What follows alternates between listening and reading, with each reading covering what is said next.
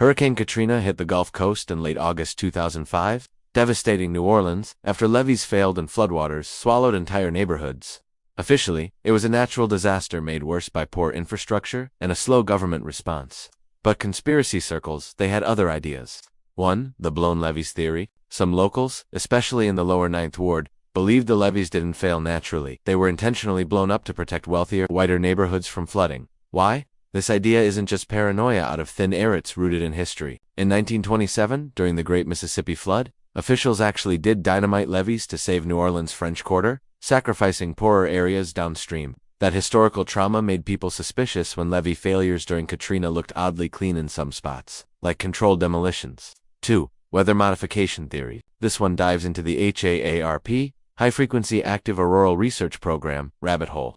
Some conspiracy theorists claim the U.S. military, or shadowy global elites, can engineer hurricanes using atmospheric manipulation technology. In this version, Katrina was steered into New Orleans deliberately, either as a population control experiment, to trigger chaos for political and economic gain. The theory leans on the fact that Katrina suddenly intensified into a Category 5 in the Gulf before hitting land, which they argue is suspicious.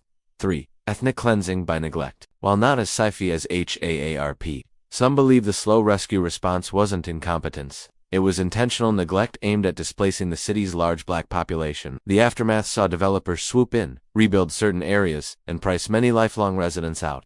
To them, Katrina was less about the storm itself and more about who benefited afterward. This overlaps with the idea of disaster capitalism, using catastrophe as a way to reshape a city's demographics and economy. 4. The FEMA camp allegations in the days after Katrina. Rumors spread that FEMA, Federal Emergency Management Agency, was herding survivors into stadiums and fenced-off areas, not just for shelter, but as a test run for mass detention under martial law. Some evacuees even claim they weren't allowed to leave certain safe zones freely. The lasting impact, even if you don't buy the theories. Katrina's chaos fed distrust in the government. The mix of genuine incompetence, historical precedent for betrayal, and suspicious power shifts afterward made New Orleans a perfect storm not just for a hurricane, but for conspiracy culture. The theory goes like this.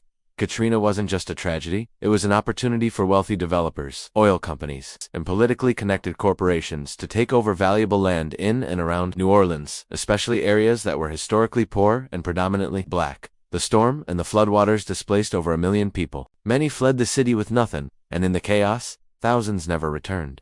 With homes destroyed and property taxes unpaid, land values plummeted, and that's where the grab supposedly happened. The big players named in the theory: 1. Developers and real estate investors. As soon as the water receded, big real estate firms began buying up properties dirt cheap. Entire blocks in the lower Ninth Ward were reportedly sold for pennies on the dollar.